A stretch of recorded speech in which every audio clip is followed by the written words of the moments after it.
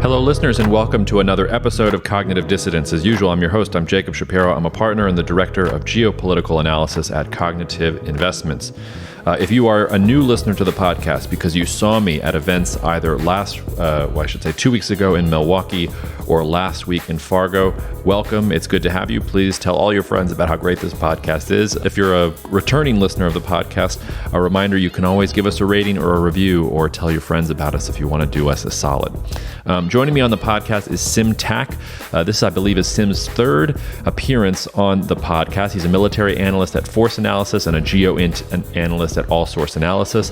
We work together back at Stratfor in the day, and he's somebody I rely on to keep me sharp about what's going on around the world in terms of conflicts and wars at a tactical level, but especially on what's happening in Russia and Ukraine. Until recently, Sim's previous episode was the most downloaded episode we have of this podcast, and I know he wants to reclaim that championship belt, so we'll see if you can help him get there. Otherwise, if you have any questions about Cognitive Investments or about this podcast, anything else that's on your mind, as always, you can email me at jacob@cognitive.investments. Otherwise, hope you're all enjoying the slow turn to fall. Cheers, and we will see you out there. Cognitive Investments LLC is a registered investment advisor. Advisory services are only offered to clients or prospective clients where Cognitive and its representatives are properly licensed or exempt from licensure. For additional information, please visit our website at www.cognitive.investments. The information provided is for educational and informational purposes only and does not constitute investment advice, and it should not be relied on as such. It should not be considered a solicitation to buy or an offer to sell a security. It does not take into account any investor's particular investment objectives, strategies, tax status, or investment horizon. You should consult your attorney or tax advisor. All right, back to try and reclaim his title as the most downloaded episode on the podcast. Sim Tack is here trying to mount a counteroffensive as successful as the Ukrainians, dare we say, Sim, eh? Let's hope so. I've got no illusions that it'll be quite that successful, but we'll do the best we can. Thanks for having me on again, Jake. Oh, it's my pleasure, and thanks for coming on short notice. I sort of parachute in and out of the tactical situation in Ukraine as sort of necessary. And there hasn't been much reason for me to parachute in, honestly, for the past couple months. It seemed not quite like a stalemate, but that, Russia was kind of grinding on its axes very slowly and starting these referendums in these places that it conquered. And maybe it was going to slow down a little bit. And Zelensky was talking a big game, but not a whole lot was happening, at least to my view on the ground. Boy, has that changed since the beginning of this week. And listeners, this will come out for you. We're recording Wednesday, September 14th. This will probably come out Sunday or Monday unless things really start amping up and we put it out early. But Sim, maybe just give our listeners a sense of what has happened in the last couple days in Ukraine and what's at stake now and here in the next couple days ahead. Yeah, so what's actually been happening, what everybody's talking about is this big offensive that the Ukrainians have managed to actually conduct in the Kharkiv region specifically. So the area that we're talking about is an area where the front line had been relatively static since about the end of March, I believe, around the time that Russia withdrew from some of the areas around Kharkiv. We had a lot of talk right before this about a possible counteroffensive shaping up in the Kherson region, all the way on the other side of the front. There's been active fighting there, but then we suddenly saw this big breakthrough in the Kharkiv region. What seems to have happened there is that Ukrainians managed to break through the initial front line that Russian forces had put in place. And as they did so, they actually managed to infiltrate quite a bit of their forces behind those lines, where they were essentially able to start harassing all of these local garrisons that Russian forces had in the smaller towns and villages behind that. So in a very short period of time, they expanded into quite a large area.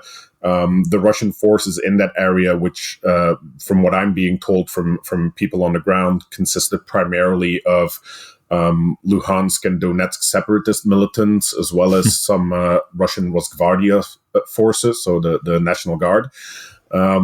These forces, of course, they're not as heavily armed or prepared for combat as those forces that were on the front line, and being harassed by these smaller mobile units that Ukraine was pushing everywhere.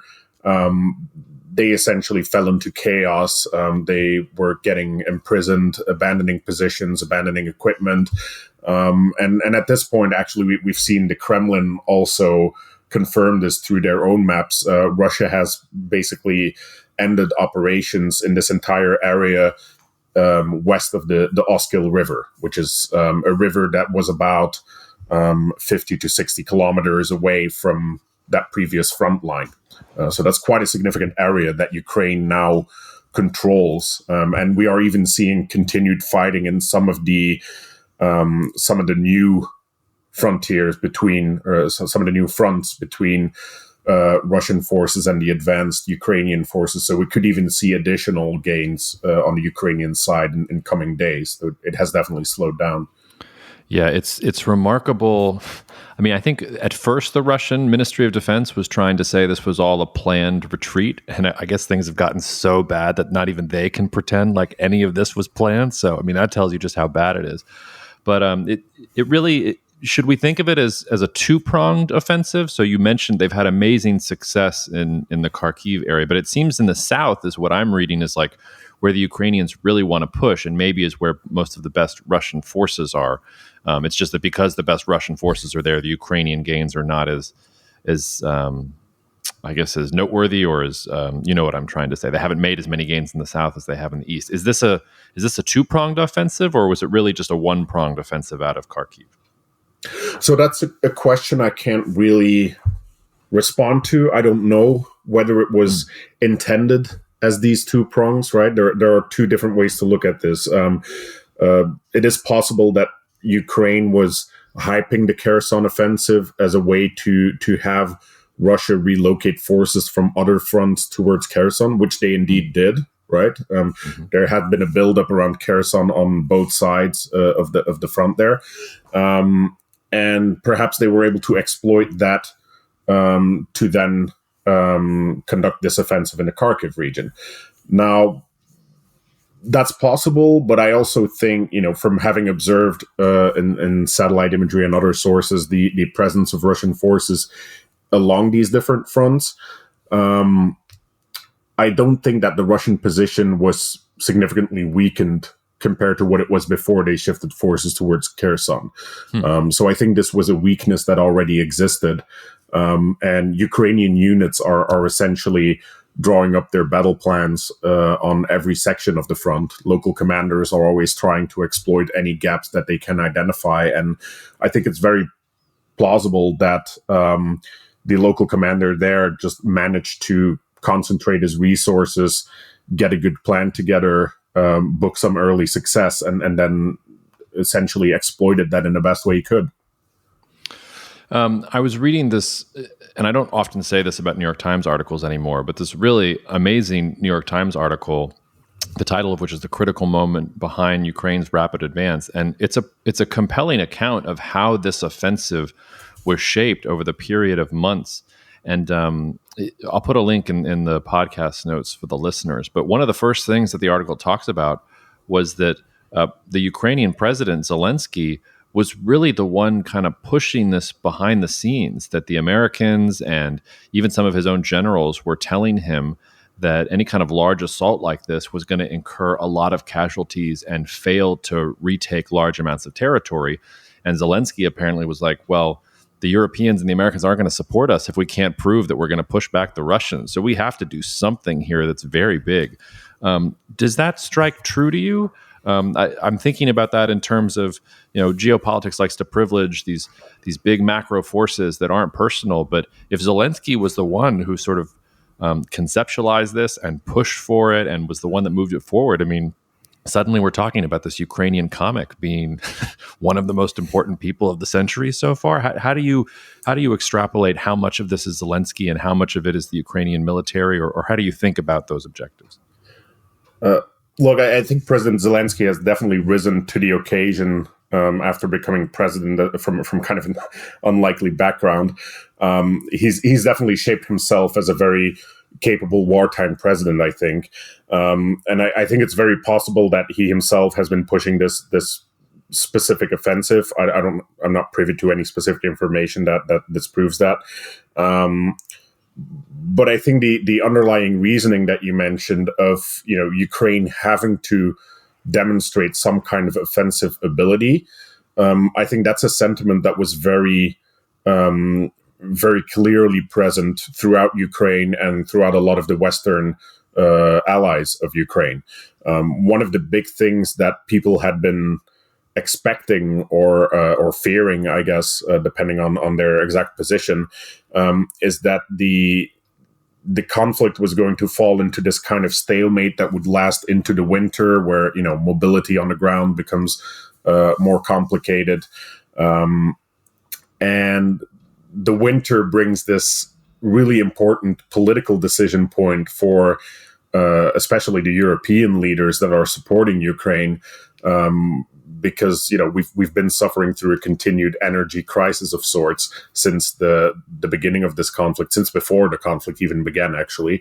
And there's a lot of fears that when that energy crisis in the winter gets so bad, that European politicians are no longer willing to actually expend their political capital to support Ukraine, as opposed to taking measures that would favor their own electorate. That could lead to, Ukraine being left hanging dry. And from that perspective, yes, that's been the goal since, I think it was 2 months ago or something, when Ukraine started to talk about this Kherson offensive, when media first caught on to it and started hyping it, but it never really came together. But I think from the start of this Kherson offensive, it's been like the big hope of, being some symbolic victory that tells the West, this war can be won.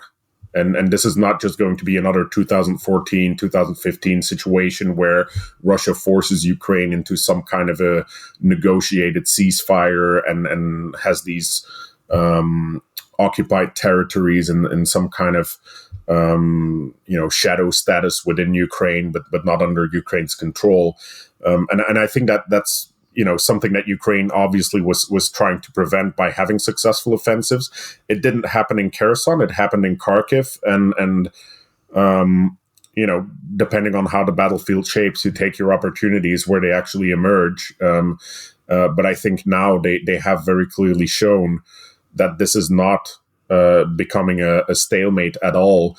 The strategy that Ukraine has been sticking to, and that they've been supported in by the West through the types of weaponry that have been delivered as well, has been to force a sustained attrition on the Russian forces within Ukraine. So the HIMARS missiles that have been used to target Russian ammunition depots and headquarters, the bridges around Kherson, etc. That combined with the actual fighting on the front lines, the artillery duels on the front lines themselves, all of that has contributed to a continuous weakening of Russian capabilities within Ukraine. Of course, Ukraine has suffered as well in all of this fighting.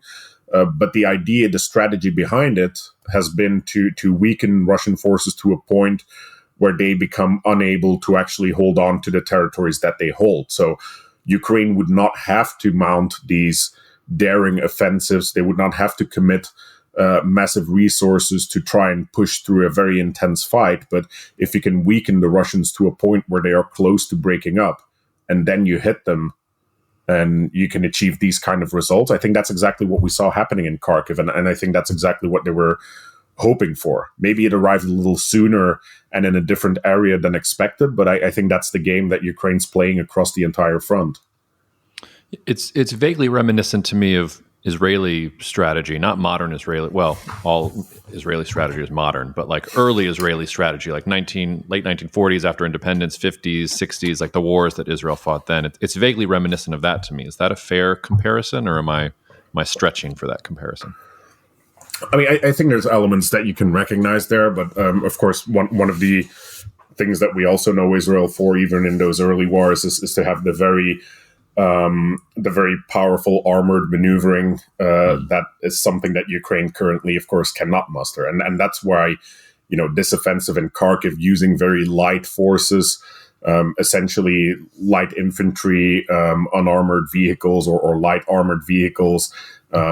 Using small arms calibers on Russian forces and just essentially spreading throughout an entire region and being everywhere. And that essentially caused the Russian presence to collapse. And that's so I would say it's a bit of a different beast, but of course in any military operation you're going to find some commonalities with others. There's still a limited rule set, maybe not as limited as chess or something like that, but there's still a rule set, the same components that these conflicts are built of. Yeah, you mentioned the HIMARS weapons that the Ukrainians are using. What are those? Tell the listeners, what those are, why they're important, and then also, I mean, I and this is veering into the more strategic, but I mean, at what point does Russia find a weapon system that it's going to consider the United States and the Europeans are declaring war on Russia for supplying to the Ukrainians? Because it doesn't seem like the Ukrainians can do everything that they're doing without the Europeans and especially the Americans supplying them with all these fancy weapons that they wouldn't have otherwise had. So those are two big questions. Make sure to remind me of that question about Russia and where it draws those red lines. Okay, yeah. If I don't actually respond to that, we'll circle back around. But when it comes to the HIMARS, basically the HIMARS has been active in Ukraine since I think about the beginning of June, something like that. Essentially, what we're talking about there are missiles, guided missiles, with a 70-kilometer range, give or take. So that means they have a range that is substantially longer than most of the other weapons that exist on the battlefield. So when you're talking about the regular infantry, which tends to kind of shape the battlefield in a conflict like this, that regular infantry has a range somewhere between 20 and 40 kilometers. And so most of the fighting, most of the military equipment actively engage in the front line, we will usually see in this kind of 20-kilometer buffer around the front line itself. That means that the artillery that is within that buffer is in a position to hit anything within that buffer on the other side of the front line, right? And that's how the game works.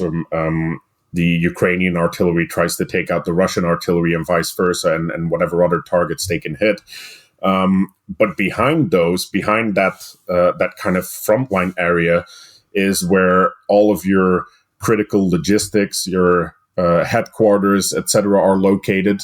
And when we're investigating satellite imagery, we typically see those headquarters positions at least about 30 kilometers from the front line. So even if you had your regular artillery all the way on the front line, you'd already be in a tough spot to try and accurately hit it.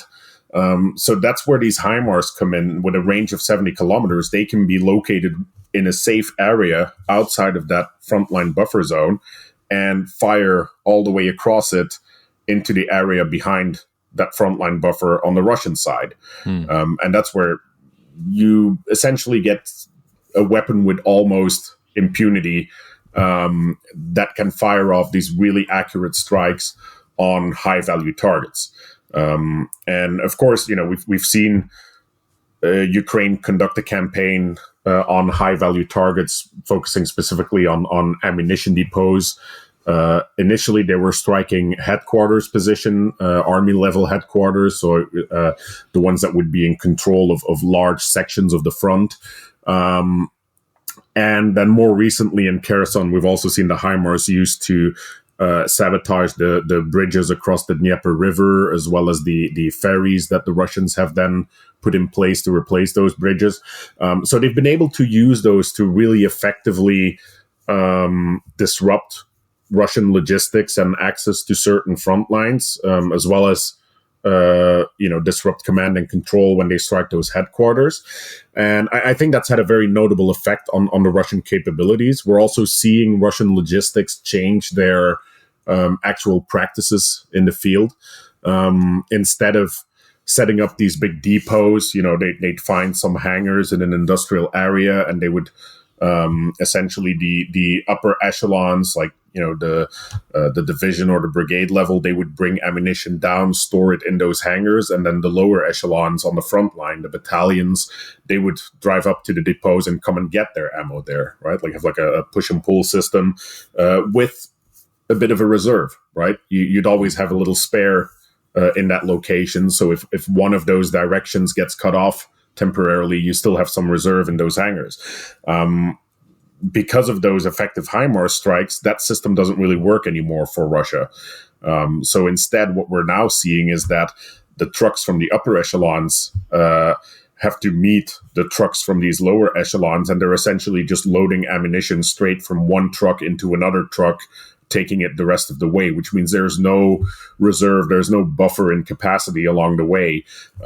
So essentially, Russian artillery on the front line is running on what I guess you could describe as a just-in-time logistics system. So that means that the Russians have a lot less leeway in how they are running their logistics, how they are supplying their front line.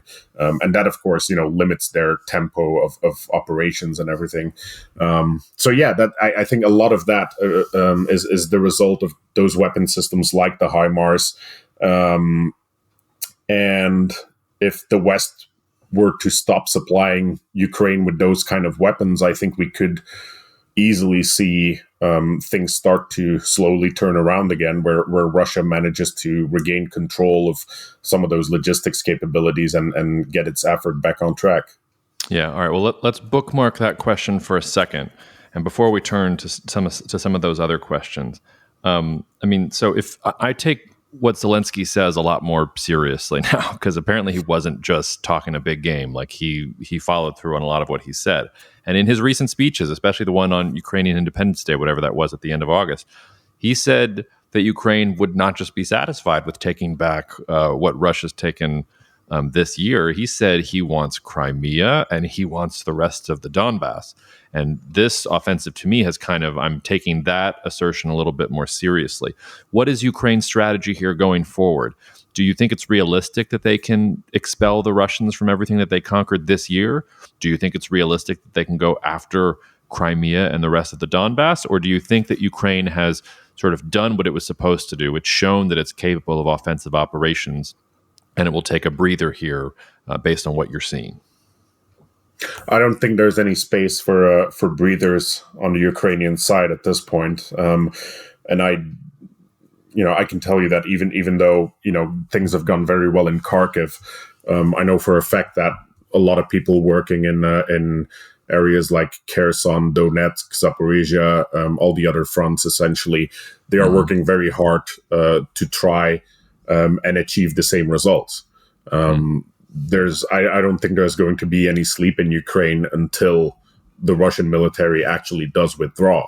And that is something that in the end has become kind of an existential issue for Ukraine, where if, with the weakness that Russia has shown in this invasion, if they are unable to ultimately punish Russia and ward off this offensive in the most ultimate manner that you can think of, meaning all the way back to the Russian border, I think that means that Ukraine would essentially have to admit that they will never, ever get from under Russia's hegemony.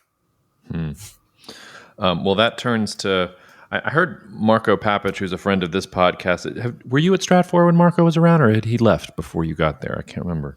I've known about Marco. I don't think I shared time with him, though. You've never had the pleasure. Well, I was listening to him talk the other day, and he was talking about how he thought he was thinking about the European energy sanctions on Russia, and talking about how Russia might capitulate because they need the European market, but also talking about how Europe might capitulate because once the winter comes, it's not going to want to have record high gas prices or shortages or energy rationing, all these other things.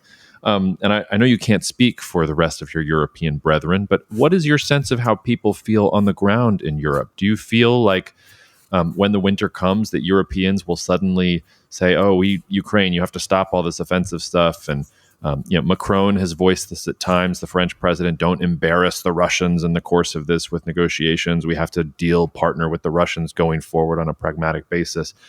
Is that how Europeans feel? My impression was that the Europeans have sort of the veil has been lifted on Russia, and that there's no trusting Russia anymore, and that a lot of the population supports the energy sanctions. I think there was a May Eurobarometer poll that said it was something like, I can't remember, 69% or 79%, but some massive majority of Europeans seem to be in favor of the energy sanctions. So I just wonder, from a personal perspective or from the people you're having beers with, or anything else, however you want to answer that question, how is European sentiment about the Ukrainians, and was it changed at all by the success out of this thing in Kharkiv? I think you're absolutely right that a lot of Europeans do support the general approach to, supporting Ukraine, having the energy sanctions against Russia.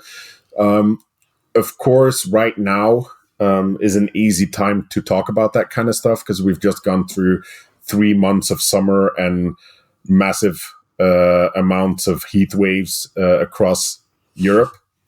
So this is a time when, even though people are still complaining about energy prices, even during the summer, we've had to deal with high electricity prices, for example, and people are really afraid of what the winter is going to do with their personal budgets. I've been buying thermal underwear. People are preparing for winter because it's. I was going to say it's coming. Sorry. You can totally. I'm watching the House of the Dragon too. Where do Europeans buy their thermal underwear? What's the top thermal underwear brand in Europe? So I actually just went online shopping. I don't actually even remember the exact brand it is. Okay.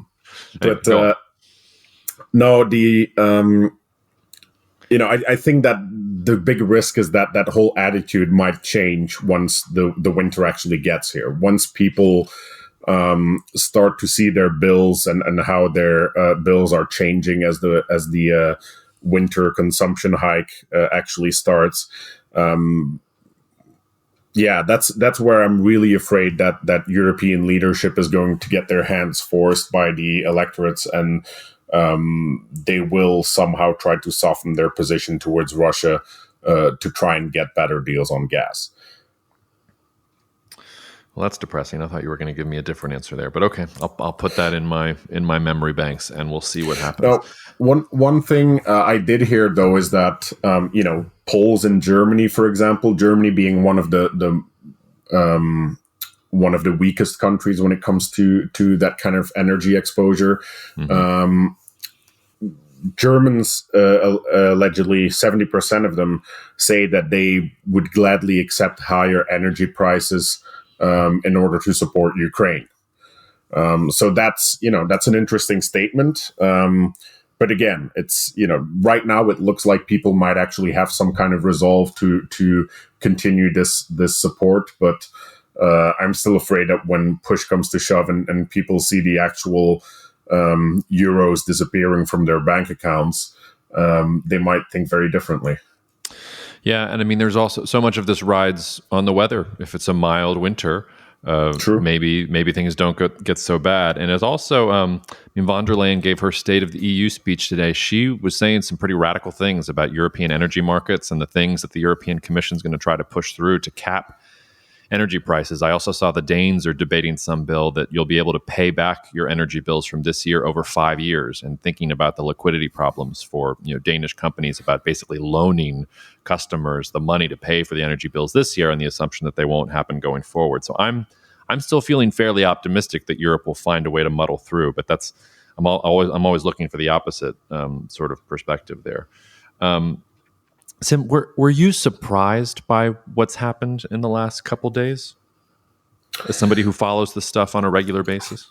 So I was surprised by the timing of this and the speed of it. I think at some level, I've been waiting for something like this to happen, expecting it to happen at some point. Because as I said, you see that pattern of attrition, and every time large intense fighting takes place, you can see that Russia is clearly losing a lot more in terms of equipment than Ukrainians are. So on the longer term, you can see the tables turn against Russia, right? So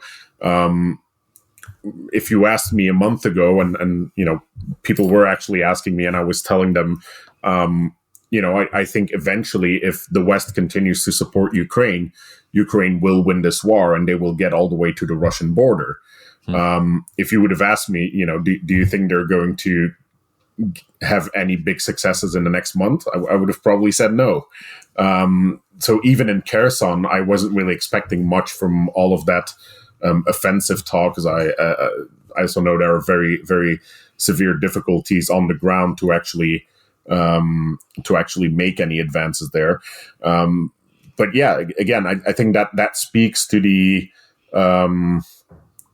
the abilities of the local commanders, that were able to recognize an opportunity and were able to put things in place to actually exploit that opportunity to the best of their abilities. Because that's kind of a Western way of warfare, so to speak. And you asked earlier about commonalities between this offensive and what the Israeli military had done in the past.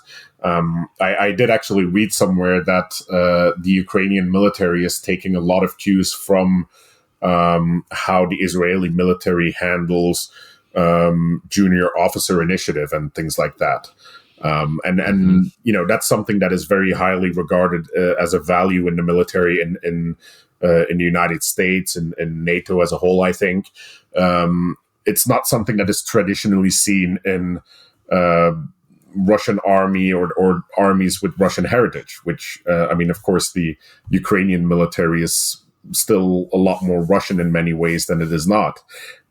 So seeing these kind of offensive shape up, it requires a much more modern style of command than Ukrainians had before, and that shows that they are growing very effectively in their role as the conflict is evolving. And I think that's an additional hopeful sign that we could see more of these successful operations if they have the mindset capable of exploiting them. Yeah, and that's not just the Russians. I think, and correct me if I'm wrong here, my impression is that, European militaries going back centuries, the officers were the ones in the back, saying sound the retreat or sound the advance.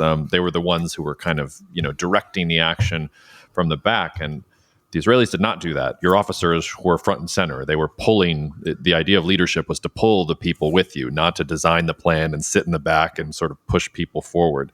And yeah, I take your point about that, but your segue there into Russia, I think, is exactly where we need to go, because I've been asked since the beginning of this war, like, well, is Russia going to use quote unquote tactical nuclear weapons?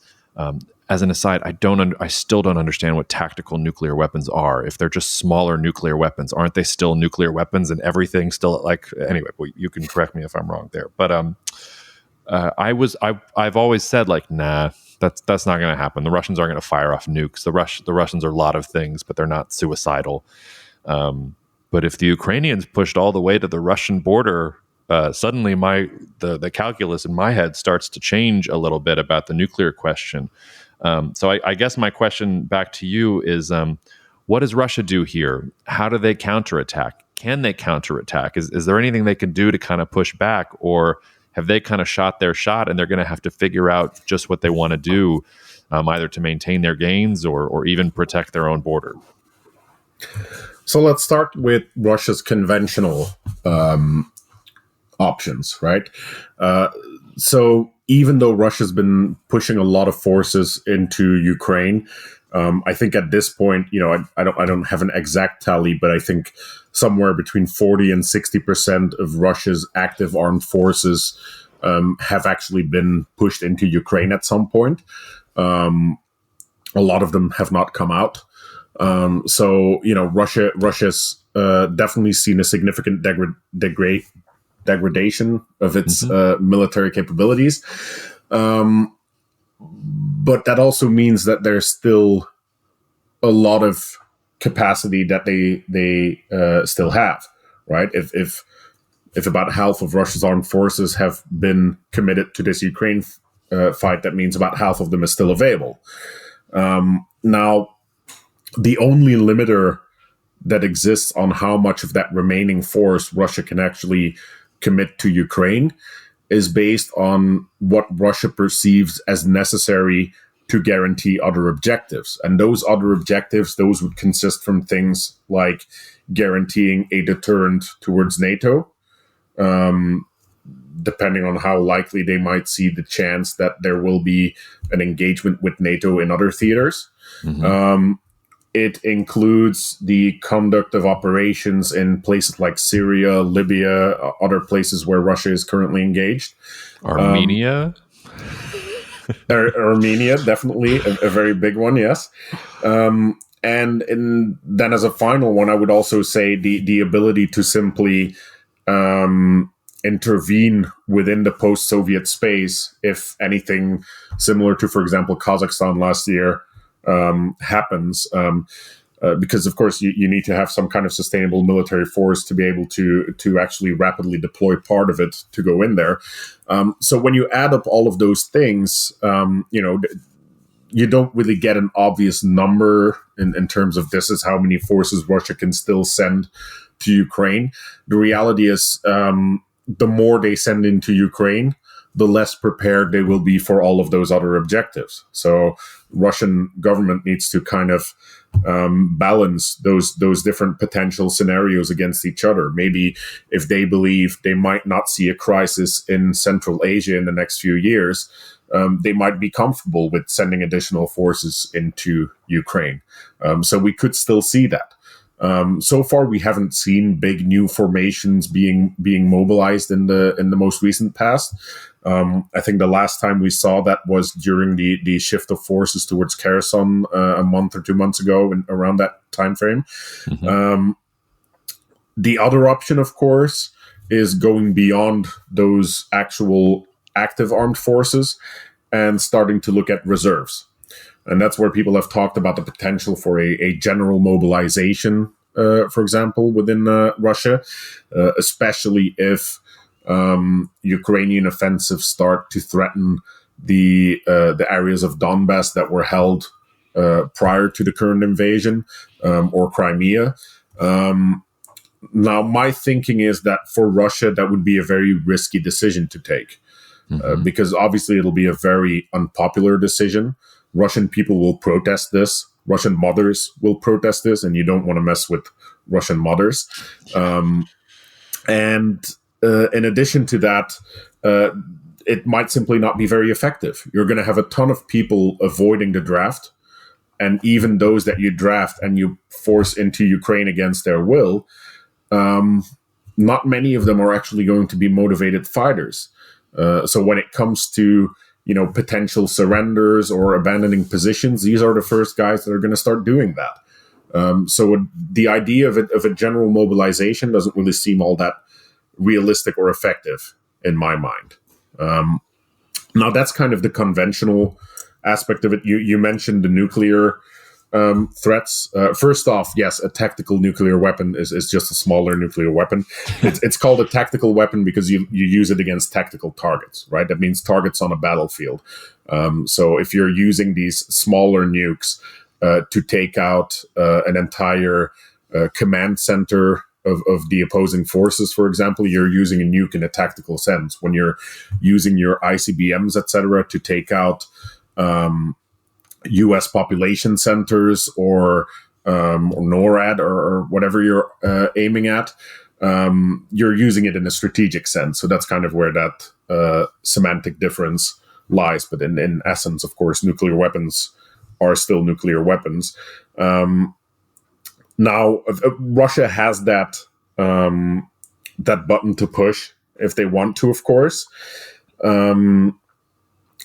I would still like to think that Russia is rational enough to not do so, to understand the immense risk that they are taking themselves by engaging in the use of nuclear weapons. Well, could I push on that for a second? Yeah, what is the immense risk? Because usually the follow-up question that I get to that question is, well, what would the United States do if Russia used a tactical nuke on a military target in Ukraine? And this is where the tactical strategic, is there a real difference there, or is it a distinction without a difference? My sense is nukes are nukes. And if the Russians start using nukes, whether they're on tactical targets or strategic targets in Ukraine, to me, mutually assured destruction kicks in, and the United States will fire off some quote unquote tactical nukes of its own. So what do you think, like, the Europeans or the Americans will do if is that the risk that Russia incurs, or is it that they're going to lose all of their credibility? Will the Chinese turn on them at some point because that'll be a bridge too far for them? What is the risk for Russia if they use a tactical nuke? So I don't think that a tactical nuke would warrant any kind of mutual assured destruction actions by the West. I would hope it doesn't, but. I think that everybody's, and when I'm saying everybody, I mean people around me that I talk to about these kind of things, and that are, all here in Belgium in this kind of NATO sphere. People seem to expect that if Russia were to use a tactical weapon, NATO or members of NATO would intervene. That intervention is not necessarily a nuclear intervention. I think most people don't expect it to be a nuclear intervention. But if Russia crosses that line and makes that qualitative jump from conventional warfare to nuclear warfare, I think we could very quickly see NATO set up, for example, a no-fly zone to prevent the further use of tactical nuclear weapons over Ukraine, for example. That's just one way that could play out. I think there's a lot of different ways that could play out. But when you do that, being Russia, when you use your one or a few tactical nuclear weapons, and then suddenly you are faced with a complete closure of airspace over Ukraine guarded by NATO aircraft, your war is over, right? Yeah. For that reason, I don't really see Russia really moving that far. I think definitely, suddenly triggering the global thermonuclear war and launching ICBMs across the world, I think that's definitely several steps across the way. And, having seen how Russian weapon systems have been performing, I hope the Russians aren't putting too much hope into the effectiveness of their ICBMs either. But but before we know it, they'll be trying to acquire North Korean ICBMs as well. What about are there other non-conventional means that Russia has to try and push back here? Because you're sort of painting a picture to me that Russia's screwed. So I think so. I think that Russia doesn't have a lot of options. I think that the Russian fight now is no longer about Ukraine, about what they achieve in Ukraine. I think it is turning more and more towards what they achieve in Moscow. And I think the successful or the best possible outcome of this conflict for the Russian government is now focused on damage control, on limiting the ability for this to harm their electoral performance in upcoming parliamentary elections and upcoming presidential elections, and essentially basically just try to stay in power after losing this war in a massively dramatic manner. Wow.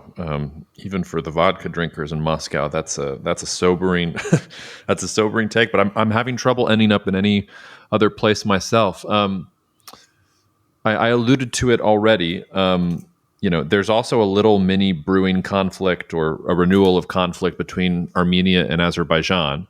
And I wanted to ask you specifically about whether we're gearing up for another mini Armenia-Azerbaijan war specifically, but then also, what does Russia's defeat mean? You've already kind of alluded to it, that it means Russia's going to be weak along all of these frontiers where it has military interests. But it seems to me that even in defeat, Russia's capability to intervene is significantly reduced. So what does that mean for, say, China in Central Asia? Or, Russia runs around the Middle East or even parts of sub-Saharan Africa.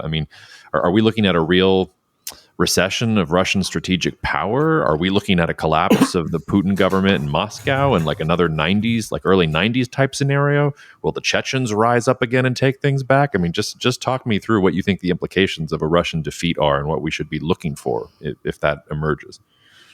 Yeah, that's a very good question. Allow me, though, to just quickly jump back to the last question you asked, because actually I think there is something I should clarify, and that could provide some other answers to your question. But when you were asking, is there no way that Russia can actually respond here? One thing to keep in mind is when I'm saying, Russia's out of options, etc., that does mean in a scenario where the West doesn't pull the rug from under Ukraine, right? And that, of course, also automatically leads to a potential response for Russia. And I think that's what we have seen Russia try by using its energy levers and things like that. If Russia manages to drive a wedge between Ukraine and the West, if they manage to weaken the West's resolve to support Ukraine, yes, we could be talking about a very different story, right? I don't see an effective way for Russia to do that. I think having used its energy lever, it has kind of fired its last bullet without really hitting anything. But we'll see. Things might change this winter. We'll see how that plays out. Now, to your question about what that means, a losing Russia, what that means for the future. It's actually kind of interesting because this is something that I've been thinking about for a long time, even before this war happened. Because I've been talking about the gradual decline of Russia for a while now, right? Even before this conflict, Russia has been dealing with severe economic crises, demographic crises. They have been facing a reducing production level in their energy market. So like the oil production, gas production, they're all set to go down over time. The government budgets are going to go down as a result of that. Eventually, Russia is going to be much less than it is today, right? Even without this conflict. So what does that mean, a weaker Russia or a less capable Russia? I think that it leads to an emergence of middle powers, essentially. And I think, if we're thinking of this in a time frame of, 2, 3 or more decades in the future, we could be seeing some other significant evolutions in the other power centers that currently exist. What is going to happen with the Chinese economy in that timeline? Are they going to be the same power that they are today? What is going to happen with Europe, which is already shown a lot of cracks and a lot of inability to actually make their power count on a global scale. And then we've seen the U.S. prior to this conflict, trying to pull itself out of the Middle East, then re-engaging in great power politics, and trying to find a different way to behave on the international stage. So I'm wondering, within all of this, whether at some point we are heading towards a global system that is less defined by these global superpowers. So superpowers that are acting globally, but becomes more defined by regional powers that will define geopolitics within their immediate vicinity, right? So, for example, rather than having Russia, China, and the US compete for influence in the Middle East and try to arrange things, instead, we might see countries like Turkey, Iran, and Saudi Arabia become the real kingmakers in those areas. And I think Eastern Europe, of course, where we're talking about Ukraine now, the rise of countries like Poland, Ukraine, the Visegrad Group, whatever entities take up the role to organize power in a power vacuum. I think that's the kind of situation we could get to if Russia is no longer able to really control the areas around it. And I mean, that's on the span of decades. But if we reduced our horizon to say 5 years, what do you think happens over the next 5 years as a result of a Russian defeat? Is it anything in particular, or do you think Russia kind of licks its wounds and manages to hold it together on that time scenario? Well, that depends on how chaotic things might get in Russia, right? Because you were also asking about whether this leads to a collapse of the current government. I don't see that happening so fast. Even though I think Russia's in a world of pain right now, I don't really see a lot of potential for Putin to suddenly abdicate or anything like that. It might happen, of course. You never know. We could have a coup happen any day. I don't know who's planning what in Moscow. But even, barring that happening, barring Putin being suddenly overthrown, I think we're simply going to be dealing with a Russia that's going to be very focused on trying to rebuild its own economy. And I think that puts us back kind of in the early 90s, where Russia was trying to recover from its Soviet misadventure. It was trying to open up its markets to the West, trying to rebuild its economy. And it was not a belligerent actor on the international stage. On the international stage at that time, Russia was kind of on our side. They were part of many of the initiatives that we were setting up. They joined the NATO Partnership for Peace. And I think, maybe that is a possible outcome that could actually be not that grim if we see a Russia that is actually trying to reestablish those ties with the rest of the world as it is trying to rebuild itself. The big question is, will the West be as open to this now as they were in the 90s? In the 90s, we were very open to it because we had just defeated communism and, everything was great. But now we're talking about a Russia that has very, very directly confronted those Western interests and Western ideals of freedom. And I think, depending on who runs Moscow, if it is still Putin, I think doors will definitely be closed. But if whoever runs Moscow is not sufficiently different from the regime that engaged in the current invasion and whatever came around it, I'm not sure that Russia will find the support that it will need to actually pull itself out of that hole. Yeah. Last question before I let you go. What does this mean for the Black Sea? Because obviously Russia's navy has not been taking huge defeats. And from a global sort of supply chain, or especially food markets trade perspective, Russia's ability to blockade Ukraine's ports and to basically, they decide when Ukrainian ships are allowed to leave their ports with their grains and get to market. At what point can Ukraine start exporting food again like normal? If Russia loses its land positions, for instance, does that mean its naval position is untenable? Could that mean that other countries are willing to screw around with the Russians in the Black Sea and defend naval convoys in a particular way? How long do you think the Black Sea remains a place of the kind of volatility, uncertainty that it is right now? Well, I think realistically, until there is a ceasefire, an official end to this conflict, there is going to be that risk. The only way to physically force Russia to no longer be a threat in the Black Sea is the reconquest of Crimea, kicking the Black Sea fleet out of Sevastopol or destroying as much of it while it is still there. Who knows? But the reality is, as long as that Black Sea fleet exists and operates in the Black Sea, there is going to be a risk, and there is going to have to be some kind of coordination with Russia in order to be able to use those waters safely. I think we're still far away from either of those things happening, whether it's the conquest of Crimea or whether it's having some kind of a ceasefire. So I think for the time being, this reality will persist, and Ukraine's trade, even though it has been able to pick up somewhat through the negotiated agreement and the convoys that are happening in the Black Sea, some Ukrainian grain is actually making it to the outside world.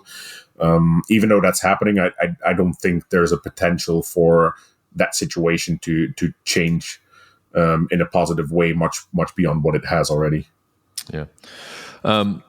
Anything I should have asked you that I didn't? Anything I'm missing, or anything you want to put in the listeners' minds before you hopefully come back and update us on what's happening in a couple months?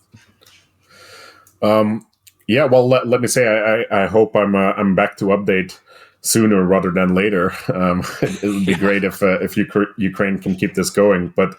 Of course, as we also alluded to, the winter will be arriving shortly in Ukraine, and things might get very calm again. And for at least several months, this might become more of a political battle than a military one.